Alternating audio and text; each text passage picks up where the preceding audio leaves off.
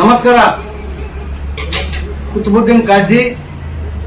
ತಮಗೆಲ್ಲ ಗೊತ್ತಿರುವಂತೆ 28ನೇ ತಾರೀಕು ಶುಕ್ರವಾರ ಮಧ್ಯಾಹ್ನ 1 ಗಂಟೆ ಸಮಯಕ್ಕೆ ಬಾಗಲಕೋಟೆ ನಗರದ ರೈಲು ನಿಲ್ದಾಣ ಎದುರುಗಡೆ ನಮ್ಮ ಧರಣಿ ಸತ್ಯಾಗ್ರಹ ಪ್ರಾರಂಭ ಮಾಡಿ ಒಂದು ರೈಲು ರೋಕೋ ಮಾಡಬೇಕಂತೇಳಿ ಒಂದು ಹೋರಾಟವನ್ನು ಹಮ್ಮಿಕೊಂಡಿದ್ದೆವು. ಅದರಂತೆ ಈಗಾಗಲೇ ಕೇಂದ್ರ ಸರ್ಕಾರಕ್ಕೆ ಬಿಸಿಯನ್ನ ಮುಟ್ಟಿದೆ.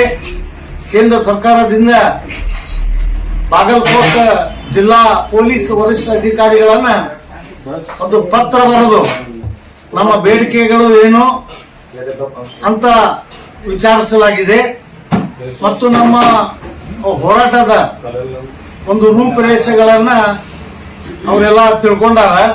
ನಾವೆಲ್ಲ ಅದ್ರ ಬಗ್ಗೆ ವಿವರವಾಗಿ ಹೇಳಿವು.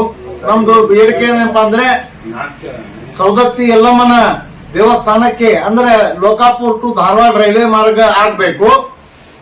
ಬಾಗಲಕೋಟೆಯಿಂದ ಲೋಕಾಪುರ್ವರೆಗೆ ಕುಡ್ಚಿ ರೈಲ್ವೆ ಮಾರ್ಗಕ್ಕೆ ಸಂಬಂಧಿಸಿದಂತೆ ಒಂದು ರೈಲು ಮಾರ್ಗ ನಿರ್ಮಾಣ ಆಗಿ 6 ರೈಲು ನಿಲ್ದಾಣಗಳ ಒಂದು ನಿರ್ಮಾಣ ಕೂಡ ಆಗಿದೆ. ಅಲ್ಲೇ ಪ್ಯಾಸೆಂಜರ್ ರೈಲು ಪ್ರಾರಂಭ ಮಾಡಬೇಕಂತ ಹೇಳಿ ಒತ್ತಾಯವನ್ನು ನಾವು ಮಾಡಿವು. ಇವು 2 ಬೇಡಿಕೆ ಪ್ರಮುಖವಾದಂತದ್ದು. ಅದರಂತೆ ಬಾಗಲಕೋಟೆ ಮತ್ತು ಬಿಜಾಪುರ ಜಿಲ್ಲೆಯ ಪ್ರಯಾಣಿಕರಿಗೆ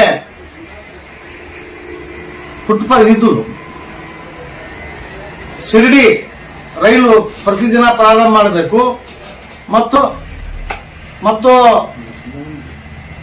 ಬಿಜಾಪುರ ಮತ್ತು ಬಾಗಲಕೋಟೆ ಜಿಲ್ಲೆಯ ಜನರಿಗೆ ತಿರುಪತಿಗೆ ರೈಲು ಬಹಳ ಅವಶ್ಯಕತೆ ಅದ. ಅದನ್ನು ಈ 3 ಬೇಡಿಕೆಗಳನ್ನ ಇಟ್ಕೊಂಡು ನಾವು ಹೋರಾಟ ಮಾಡಕತ್ತೀವಿ. ಕೇಂದ್ರ ಸರ್ಕಾರಕ್ಕೆ ಮತ್ತು ರೈಲ್ವೆ ಇಲಾಖೆಯವರಿಗೆ ಬಿಸಿ ತಟ್ಟಿದ್ರೆ ಅವು ನಮ್ಮ ಬೇಡಿಕೆಗಳನ್ನ ಈಡೇರಿಸಬೇಕು ಮತ್ತು ಕಾನೂನಕ್ಕೆ ನಮ್ಮ ಎಷ್ಟೋ 35 ವರ್ಷಗಳಿಂದ ನಾವು ಹೋರಾಟ ಮಾಡಿವು. ಯಾವುದೇ ಹೋರಾಟದೊಳಗೆ ನಾವು ಕಾನೂನನ್ನ ಉಲ್ಲಂಘನೆ ಮಾಡಿಲ್ಲ, ಸಾರ್ವಜನಿಕರಿಗೆ ಅಡೆತಡೆ ಮಾಡಿಲ್ಲ, ಮುಂದಾದರೂ ಮಾಡಂಗಿಲ್ಲ. ನಾವು ಹೋರಾಟ ಮಾಡುವುದು ನಮ್ಮ ಬೇಡಿಕೆಗಳಿಗೆ, ನಮ್ಮ ಸಮಸ್ಯೆಗಳಿಗೆ ಪರಿಹಾರ ಸಿಗ್ಬೇಕಂತ ಮಾಡ್ತೇವೆ ವಿನ ಕಾನೂನನ್ನ ಕೈಗೆ ಎತ್ತುವ ಕೆಲಸ ನಾವು ಮಾಡಂಗಿಲ್ಲ. ಮತ್ತ ರೈಲ್ವೆ ಅಧಿಕಾರಿಗಳು, ರೈಲ್ವೆ ಇಲಾಖೆಯವರು ನಮ್ಮ ಹೋರಾಟಕ್ಕೆ ಹತ್ತಿಕ್ಕುವ, ಹೋರಾಟಕ್ಕೆ ಹಿನ್ನಡೆ ಮಾಡುವ ಯಾವುದೇ ಕುತಂತ್ರ ಮಾಡಿದ್ರೆ ಅವರು ಬಹಳ ಒಂದು ಉಗ್ರವಾದಂತ ಪ್ರತಿಭಟನೆ ಎದುರಿಸಬೇಕಾಗತ್ತಂತೇಳಿ ಅಧಿಕಾರಿಗಳನ್ನ ನಾ ಎಚ್ಚರಿಸ್ತಾ ಇದ್ದೇನೆ.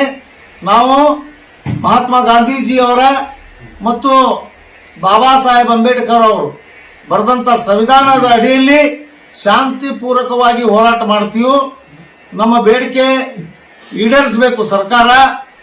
ಅದನ್ನ ಬಿಟ್ಟು ನಮ್ಮ ಹೋರಾಟಕ್ಕೆ ಹತ್ತಿಕ್ಕುವ ಕುತಂತ್ರ ಯಾವುದೇ ಒಂದು ಯೋಜನೆ ಅವರು ಹಾಕೊಂಡ್ರೆ ನಾವು ಯಾರಪ್ಪಗೂ ಬಗ್ಗಂಗಿಲ್ಲ.